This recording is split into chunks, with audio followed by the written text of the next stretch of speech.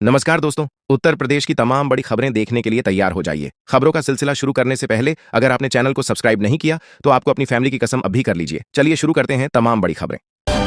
प्रवर्तन निदेशालय shine city के धोखेबाज संचालक राशिद नसीम को भगोड़ा घोषित किए जाने के बाद संपत्ति नीलाम करने की पैरवी करेगा ताकि निवेशकों की रकम लौटाई जा सके। निवेशकों ने 225 करोड़ रुपए से ज्यादा के दावे पेश किए हैं, जिनका सत्यापन बैंकों के माध्यम से कराया जा रहा है। निवेशकों की रकम लौटाने को पैरवी तेज करेगा ईडी ताकि निवेशकों को राहत मिले। दोस्तों, उत्तर प्रदेश में कानून व्यवस्था बिगाड़ने के साथ ही माहौल को भी खराब करने के प्रयास लगातार जारी है। ट्रेनों पर लगातार पथराव के साथ ही उनको पलटाने की भी लगातार साजिश की जा रही है। इसके लिए तमाम प्रकार की धातुओं की वस्तुओं को प्रयोग में लाया जा रहा है। संत प्रेमानंद महाराज, जो श्री राधा नाम के प्रचारक हैं, स्वास्थ्य कारणों से कुछ दिनों से रात्रि पदयात्रा पर नहीं जा रहे हैं। श्री राधा केलिकुंज ने श्रद्धालुओं से अपील की है कि वे उनकी स्वास्थ्य अनुकूलता को ध्यान में रखते हुए पदयात्रा के मार्ग में दर्शन के लिए न आएं। कई दिनों से उनकी पदयात्रा बंद है। यूपीएससी एसएससी पीईटी युवाओं को रोजगार देने के क्रम में उत्तर प्रदेश सरकार इस वर्ष फिर से समूह गी के सीधी भर्ती के सभी पदों के लिए पीईटी का आयोजन करने जा रही है। अभी परीक्षा की तारीख घोषित नहीं की गई है, लेकिन अभ्यर्थी परीक्षा के लिए ऑनलाइन आवेदन 14 मई से कर सकेंगे। तेज आंधी के बीच डल झील में शिकारा पलट गया। इससे बड़ा हादसा हो गया। हादसे में बेटा डूब गया, पिता को सुरक्षित बाहर निकाला गया। प्रत्यक्षदर्शी ने कहा कि तेज आंधी की वजह से शिकारा पलट गई। उसमें 2 लोग सवार थे, दोनों झील में गिर गए। बाप पहले झील में गिरा, उन्हें बचाने के लिए बेटा कूद गया।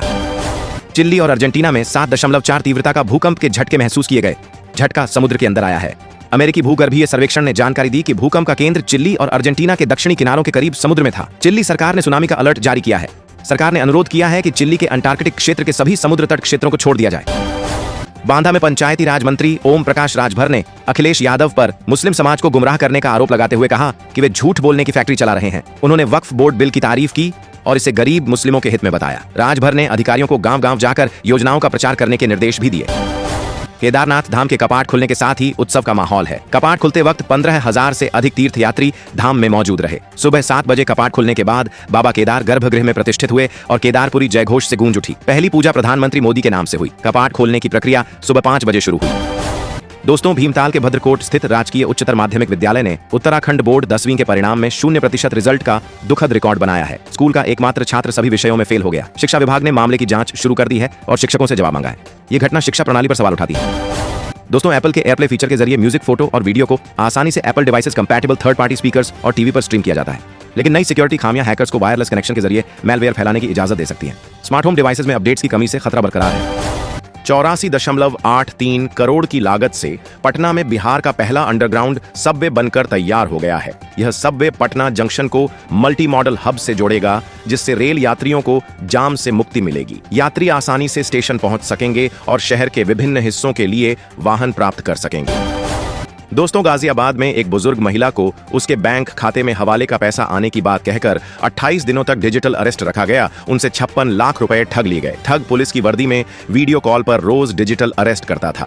पुलिस ने जांच शुरू की। सर्वोच्च न्यायालय ने कर्मचारियों के पदोन्नति से जुड़े एक मामले की सुनवाई करते हुए एक बड़ा फैसला सुनाया। कोर्ट ने स्पष्ट शब्दों में कहा कि किसी भी कर्मचारी के पास पदोन्नति का अधिकार नहीं होता है। हालांकि अगर वह योग्य है तो उसके प्रमोशन पर विचार किया जा सकता है।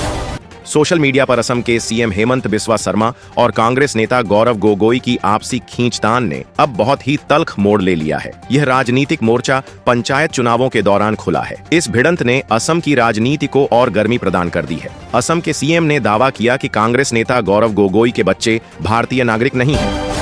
दोस्तों, मुख्यमंत्री भगवंत मान के नेतृत्व में सर्वदलीय बैठक में हरियाणा को 4,500 क्यूसेक अतिरिक्त पानी देने का विरोध किया गया। इसके बावजूद केंद्रीय गृह सचिव ने हरियाणा को 8 दिनों के लिए पानी छोड़ने की सलाह दी है। बीबीएमबी इस मुद्दे पर निर्णय लेने के लिए बैठक करेगा। पंजाब सरकार ने पहले ही पानी देने में असमर्थता जताई है, क्योंकि इससे राज्य में पानी की कमी हो सकती है।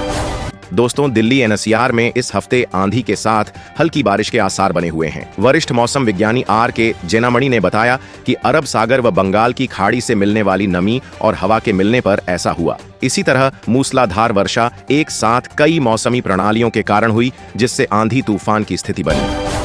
दोस्तों, हरियाणा सरकार सेमग्रस्त भूमि का सर्वेक्षण करेगी और इस वर्ष 1 लाख हेक्टेयर भूमि को सेम मुक्त करने का लक्ष्य है। चरखी, दादरी, सिरसा और फतेहाबाद को पूरी तरह से सेम मुक्त किया जाएगा। कृषि मंत्री श्याम सिंह राणा ने अधिकारियों के साथ बैठक में मृदा संरक्षण और आगामी फसल के लिए खाद बीज की उपलब्धता की समीक्षा की। मछली पालन को बढ़ावा देने के लिए काम कर रही है।